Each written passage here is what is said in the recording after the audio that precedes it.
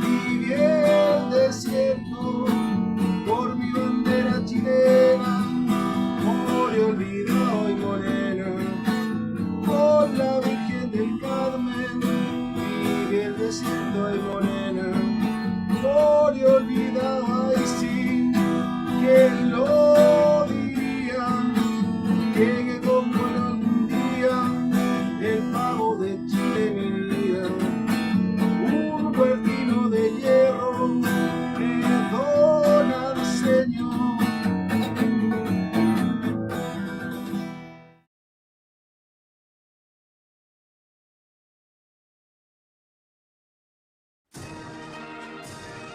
¿Qué te motiva a ti a hacer este tipo de fabricaciones o artesanías, digamos, tan histórica y tan puntual, digamos, en la guerra? Me motiva la historia, digamos, me motiva mucho. Ahí, la familia, mi madre por lo menos me inculcó mucha historia y me habló de muchas cosas que vivió la familia. Y hay que remontar, y esta historia nos mantiene vivos como país, la historia nos mantiene despiertos a proteger lo que tenemos nuestro, que son nuestras raíces, y proteger lo que es nuestra identidad como nación. Y pienso que si puedo replicar algo, no con la calidad de sus tiempos, hoy en día le puedo poner materiales más modernos, ayudarme con otros pegamentos que pueden hacer unas mejores terminaciones, pero esto no tendría precio, porque la idea es copiar algo antiguo que está hoy. Si ustedes buscan, van a encontrar corvo en los museos todavía y enterito. En cambio, busquen un cuchillo de cocina de hoy en día, no lo van a pillar entero. Sí. Cuéntame una cosa, o sea, yo lo veo aquí bastante brillante. Esto no es acero inoxidable. No es acero inoxidable. ¿Qué es? Es una hoja de disco dorado. Del acero bruto, por llamarlo así. Acero bruto, de lo que trabaja en nuestro campo. Si tenemos que hacer algo que relacione a nuestra nación, hablemos de nuestra tierra, y en nuestra tierra se usa el disco dorado. De disco dorado sacamos la hoja. Del espino tradicional, del olivo que ha llegado al país. De eso sacamos piezas, del bronce, del cobre, sacamos partes del hueso de nuestros animales que son faenados, todo eso. Los procesamos, los trabajamos y hacemos la empuñadura, y hacemos adorno y hacemos terminación.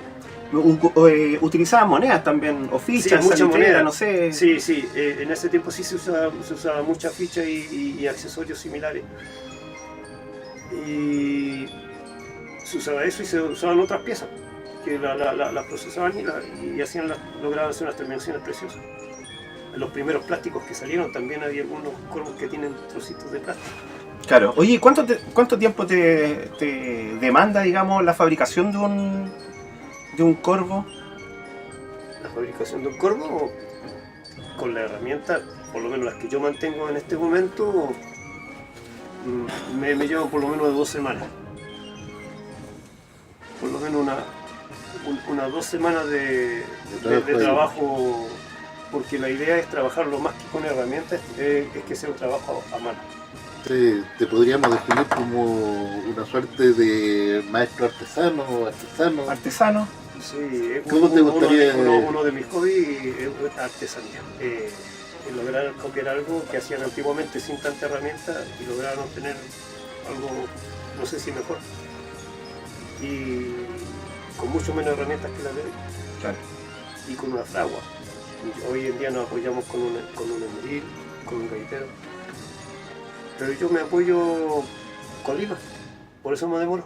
Trabajo de lima, y la paciencia de la lima para que sea un trabajo de mano. Y eso lleva tiempo para hacer la terminación. Después el pulido lo hago con otra herramienta más moderna para poder lograr ese brillo. Ahora la pregunta en esto, ¿se diferencia algo ese trabajo de lima que tú dices al trabajo que hacía el soldado, digamos, durante la guerra? Estoy pensando que en ese momento no existían fábricas de corvo. No, pero sí podían tener lo más común en ese tiempo era que usaban fragua, los herreros, ¿cierto?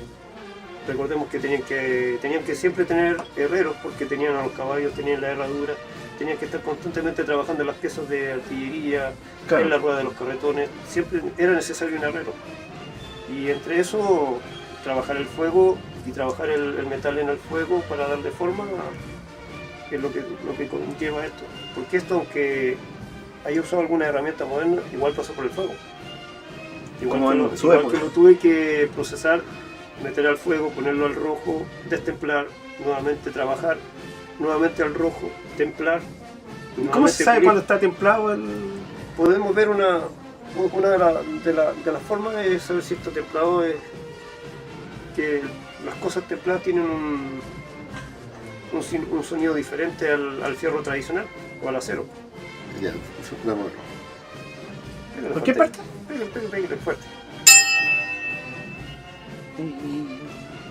Lo que está Sí, sí. templado tiene un sonido tintineo, tiene vibración. Y una pieza que no está templada no va a hacer ese sonido, no va a Va a generar ser más ese corto sonido. el tintineo, no va a ser tan largo. Y una vez que yo aprovechando lo moderno, ¿qué puedo aprovechar de lo moderno? En vez de templar en agua, para no arriesgarme a que se quiebre o que tenga mayor imperfección, yo los templo en aceite. Ya, lo consume en el En aceite, aceite, una vez que uno, está... los protege el metal, y dos, deja un buen temple tanto como el agua y evito pérdida de material. Y templo, por lo menos mi trabajo es templar la mitad de la hoja para que tenga una resistencia tras ella en caso de un golpe con otra herramienta, porque mi trabajo no es para adorno, no es solamente para ponerlo de adorno, es un cuchillo funcional, Un utilitario, un claro, cuchillo corvo funcional, no es de pura punta. claro. No, perfecto. Y esto después con el pulido queda... Después Va a con el pasar a pulido ser- lo se lo dejo digamos- lo más espejo algunas partes, no todo, para Sí. que mantenga eso rústico. Eso es lo que estábamos viendo aquí con otra reproducción de otro artesano. Sí, un maestro que, artesano. Sí, que no, es precioso el trabajo, pero digamos, esa suerte de imperfecciones que tiene, entonces son Le ideas. va... Sí, Le dan otro le da toque. otro. O sea, no sé si será más realista, este es como una pieza de salón claro. con digamos, estamos hablando del traje guaso y el traje gañán. Sí, el que realmente está en terreno. Claro. Exacto. Sí, Sin desmerecer el trabajo, por cierto, que sí, de todas maneras. que, digamos, o sea, lo pudieran ver, digamos, es un trabajo maravilloso. Fuera de cámara, nos decías que la construcción del corvo también está zonificada, Sí, ¿bien? Y ¿podrías explicarnos un poquito más de eso? de un historiador lo supe cuando veía sus videos y decía que había zona norte que pertenecía solamente a una unidad que era el segundo de línea, si no me equivoco, que eran los mineros, Pero Atacama. y un zona sur. O sea, ¿En qué podía también diferenciarse? tenía Atacama, me acuerdo. Ya, pues, ¿En qué se podían diferenciar? Lo que explicó él, si no me equivoco, esta es la púa, en el sobresaliente que tenía hacia adelante de la empuñadura. Si lo notan, el corvo zona sur tiene una empuñadura más básica, más tradicional. En cambio el otro tenía un adorno que y integra, tenía una digamos, la terminación, empuñadura más empuñadura hacia atrás. la hoja. Y hacia la hoja tenía un sobresaliente para, Claro. Además de la espiga. además de la espiga. Y el Bueno, guardamano, por si el acaso. guardamano era más La largo. espiga es esta Lo que pieza queda dentro, que queda digamos, dentro, por como si el alma del... Y todo el corvo en terminación para que acercarse a lo que es la historia, remachado en su parte posterior, en la parte trasera, y eso es lo que sujeta todas las piezas hacia adelante. Y si pudiéramos usar algún material moderno hoy en día, lo que podríamos apoyarnos para poder ir armando tranquilo, usar un pegamento epóxico que nos mantenga mayor resistencia, más duración, para que no se, en caso de algo no se desbarate la empuñadura en caso de una caída o un golpe muy fuerte. Sí.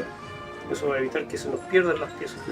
Entonces, esto, tenemos aquí, ¿no es cierto?, esta empuñadura que se llama. Sí. Aquí veo como distintas piezas. ¿Esas van metidas aquí adentro? Sí, van todas encrustadas o van ajustadas, una lámina con orificio, y se van poniendo una en la parte de atrás y se van encajando ajustaditas encajando ahí. a presión Ya. y cuidando de que no se partan, igual que el cobre o el bronce. La misma idea se va poniendo una tras otra y después se Y trabaja. finalmente se aprietan. Se aprieta se y se aprieta pule. por detrás con remache, con martillo y harta paciencia. Y haciendo una terminación suave para que no quede Filudo, o... y no le haga daño al mismo al que lo usa. Claro, sí. Oye, Gastón, ¿qué simbolismo tú le atribuyes al corvo hoy? Hay mucha gente que todavía lo conocen, o ¿tú qué crees al respecto? Muchos lo conocen, pero podríamos decir que le temen, pero lo han ido olvidando, lo han relegado de a poquito. Hoy en día se está retomando porque nuestro ejército tiene los nuevos corvos, que ya los conocemos, estos aparatos grandes, más toscos, más pesados. Pero la gente no conoce hoy en día cuál es la historia de esta herramienta. Es una herramienta de trabajo, es la herramienta que identifica a nuestro pueblo campesino, nuestro pueblo agricultor, a los ¿cómo se llama? A los ovejeros, a los que van para la montaña, a los que van con los caballos, cruzan con su animalito. Hay canciones que hablan también del cuervo en el cinto, y no estamos hablando tantos años atrás, estamos hablando de 1970, 60. Habían viejos que todavía usaban su cuervo en la cintura. No el cuchillo argentino que hoy en día se usa, sino que usaban el cuervo, todavía se ocupaba. Oye, ¿has trabajado con alguna institución, algún museo, algo que te pidan, digamos, a ti algún tipo de obra o trabajo artesanal? Sí, una vez me pidieron para una presentación, para ponerlo en una vitrina, un corvo sureño, uno que identifique la unidad histórica del Talca. Ya. Como pertenecemos a esa unidad y participamos en ella, hicimos un modelo que tomara un poco de historia de ella, con puro material talquino, con puras piezas. Qué bueno, Gastón. Oye, por último, ¿qué sientes tú al mantener viva una tradición tan antigua como la fabricación de un corvo? Podemos decir que perfectamente tú podrías haber estado en el norte, quizás haciéndote famoso con la confección y esta artesanía tan... Como 100.000 clientes ahí sí, en el 79. Sí, no hubiera ido bien. ¿Cómo me siento? Bien. Aunque suene para muchos mal, me siento honrado y a la vez un poco de vergüenza. Tenemos unos buenos maestros, que es don Germán Rodríguez, que tiene unas piezas preciosas, parecen joyas, y usa piedra para trabajar en ellos. Tenemos a Leonel Acevedo también, que tiene unas piezas muy bellas, que son bien pegadas a lo que es la historia. Y con adornos en la hoja también. Yo no he logrado todavía hacer el adorno a la hoja que tenía un significado. Claro, ¿qué significa? Por ejemplo, un puntito o una especie de rama o arbolito, cada hojita significa un muerto. El famoso árbol de la muerte. El árbol de la muerte. Entre más hojas tiene, más ramas tiene. Era la cantidad de personas que habían pasado por él, y las muescas que también le hacían también tenía un significado. Esto viene limpio porque el dueño tendrá que hacerle su marca. Esperemos que no sea necesario. Si no, lo iremos a ver en la penitenciaria. Sí, si no, le mandamos flores, cigarros, fruta. Oye, muchas gracias, Gastón. Dime. Tengo un problema. No tengo la cifra exacta de cuántos corvos he hecho. No está la cifra exacta, me dice. ¿Ah? Pero La entendieron. Oye, Gastón, te pasaste. Muchas gracias por tu... una cosa. Sí, adelante, dale. Mira, para la labor que yo desempeño en mi vida particular, aparte del trabajo que tengo, yo tengo otra misión, y en ella he sido muy criticado, pero esto tiene mucho de historia. Me gustaría, como en todos lados por donde llego, y dejar algo de lo mío también. Aparte de eso, es que si ustedes buscan en Lucas capítulo 22, versículo 36, el mismo Jesús les manda a vender sus capas y a comprar espadas a sus discípulos, porque el camino era peligroso. Siempre hay que estar resguardado, siempre hay que tener una previsión para el hogar, cómo proteger el hogar. Dice que si viniera el ladrón de noche y usted fuera avisado, no lo esperaría. Gracias. Qué bueno. Una reflexión. reflexión. Sí, Te queremos gracias. agradecer, amigo mío. Ha Muy sido bien. un placer Espero haber tenerte con servido en lo nosotros. que necesitaban. Créeme que Gastón, te damos- muchas gracias, muy amable. Mantener la historia lo que más se pueda, porque nuestro país tiene muy mala memoria.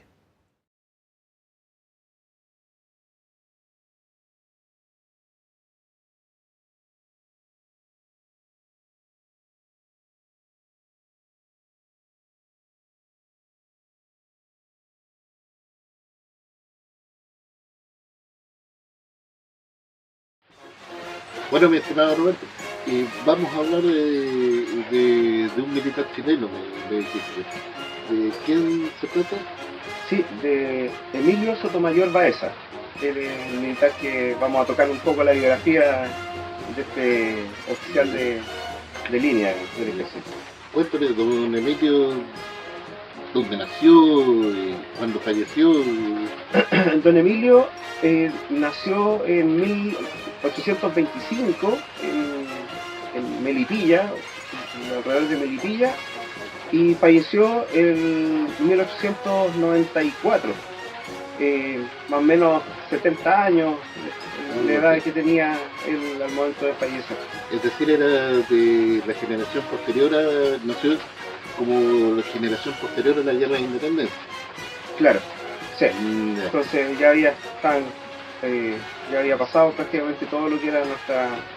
Está terminando ahí lo último. que era la conquista de Chiloé y Claro, el retiro de las últimas fuerzas españolas de...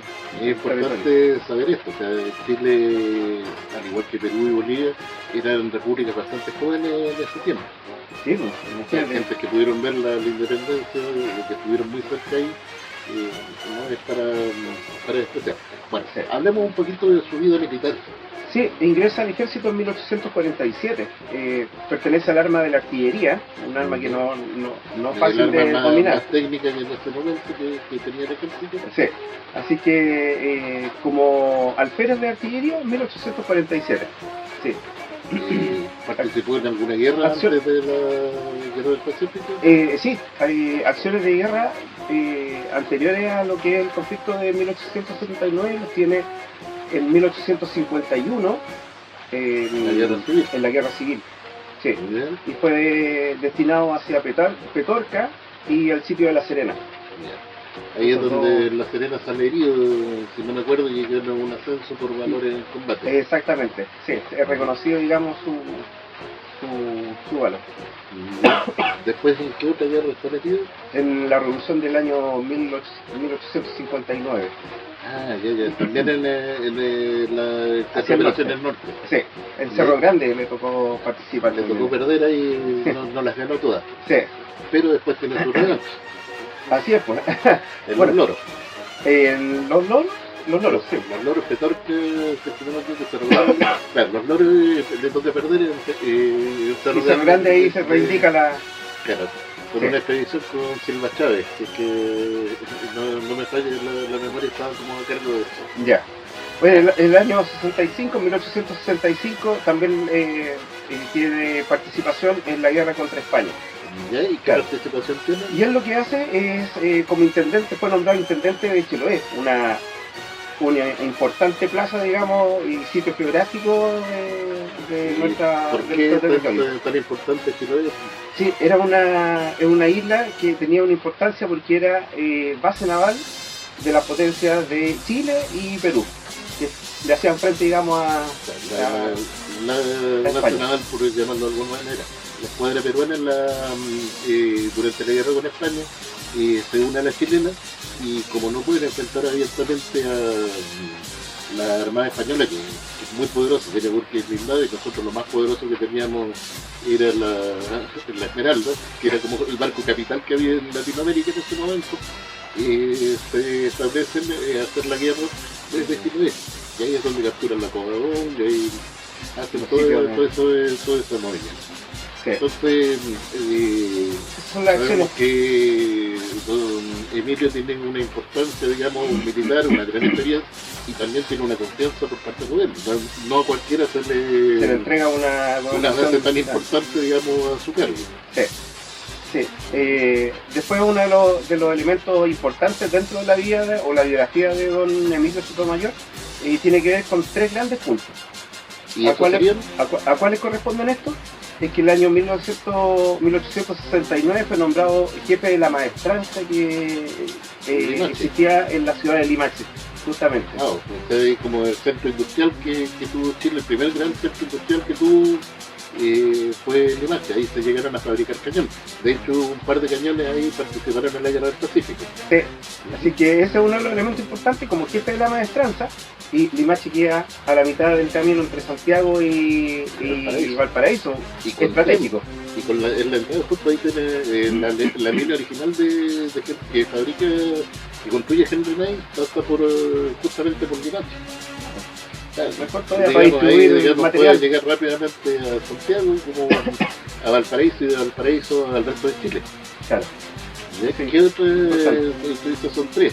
Y la Sí, segunda, la segunda sería que en el año 1872 él fue comisionado, conjunto de otra persona, a irse al extranjero, en este caso a Europa. Digamos que van a comprar armamento. Sí.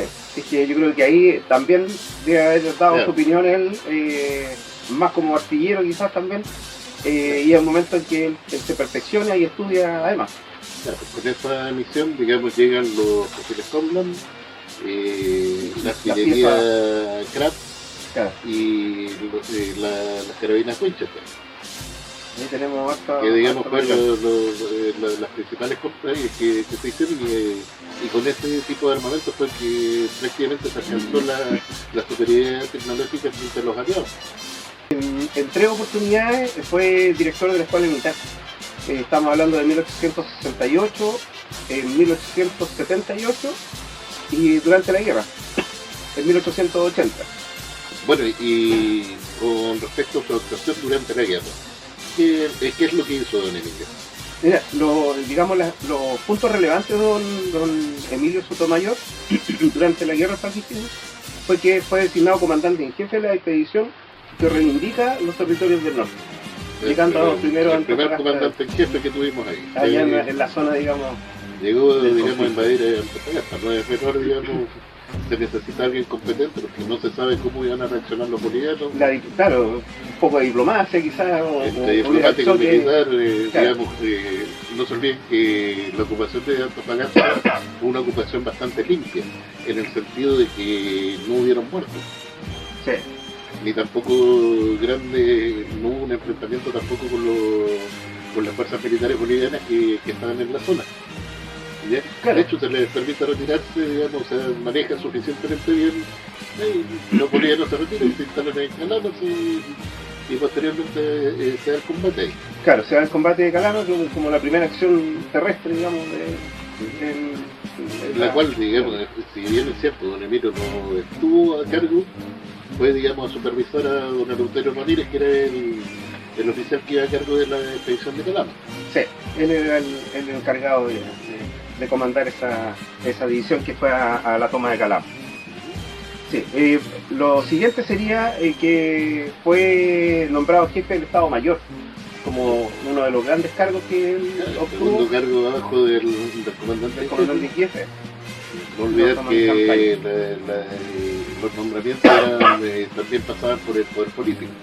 Sí. Y los políticos chilenos, sobre todo los con posibilidades presidenciales, estoy hablando de Domingo Santa María, que termina siendo presidente después, uno de los grandes miedos que tenían era al militarismo, que tuviéramos un general exitoso, demasiado exitoso, Demasiado. y que ocurriera como con el general Bulnes, terminara siendo presidente de la República, y, digamos, porque normalmente los militares eran más bien conservadores, y en ese momento en el poder estaban los liberales. Y bueno, ¿cuál fue su participación en la primera campaña? Bueno, él participó de lo que era la batalla de Dolores, definiendo un punto y una crisis, digamos, ahí, porque él tenía la idea de dar batalla o frente al enemigo en un llano, teniendo una posibilidad de un sector en altura como era la localidad o el cerro de San Francisco que le dicen En Perú, claro, y la batalla de Dolores en Chile, claro, tampoco es menor, o sea, da la importancia que tiene esto, o sea, los chilenos, digamos, dividen sus tropas en dos cuando invaden Tarapacá. Una parte importante queda en Pisagua, y la parte más importante se va hacia el interior, que es que establece el cuartel general como en la zona esa de la sanitaria de Dolores, pozos de agua que había los importantes. pozos de agua, exactamente, y eso queda a cargo de Sotomayor. Sí, o sea, Sí. no es menor, o sea, siempre mirando hacia el norte, esperando que llegaran los bolivianos, al final, digamos, no llegan los bolivianos del norte, sino llegan los peruanos y los bolivianos desde el sur. Y él se ve obligado a presentar batalla, no elige, digamos, la posición más adecuada, pero ahí lo convencen entre don Estanislao el Campo y el secretario del comandante en jefe, ¿no es cierto? El señor José Francisco Vergara, y lo convencen de subir al cerro. Pero eso le pasan la cuenta, digamos, por no haber previsto o haber hecho una buena apreciación, digamos, del terreno que tiene. Ya, y hay otra cosa, o sea, también como, bueno, esto no cambia mucho en Chile. El hermano era el ministro de Guerra en campaña. Y estaba ahí mismo, entonces lo decían sacar, ¿no es cierto? Y sacarlo como de una manera más limpiecita, no llamarlo a calificar servicio como se hace con el general Villagrán, digamos, después Baquedano cuando se la cobra, sino que se le da la misión de avanzar, digamos, desde Dolores hasta Iquique con el regimiento Cazadores a Caballo. Con la idea de tomarse el De puerto. tomarse o, digamos, iniciar operaciones contra Iquique. Y No fueron necesarias finalmente. no, pero digamos, capturan todo el archivo del ejército del sur peruano. ¿Ya? Sí, hay Una documentación importante todo un montón de documentación, digamos, que se vino todo a Chile, que por cierto, lo que conversábamos fuera de cama, que eso se devolvió todo el archivo, digamos, como en el 2008. Ya. Después de la evolución del libro del 2017, 2008, 2009, no hay que ajustar la fecha, pero por ahí se devuelve todo el archivo, está en Perú. Ya. El original, que es lo importante. Claro. ¿Ya? Fallece el hermano. Fallece, mientras tanto, fallece en mayo, fallece el ministro de Guerra en campaña.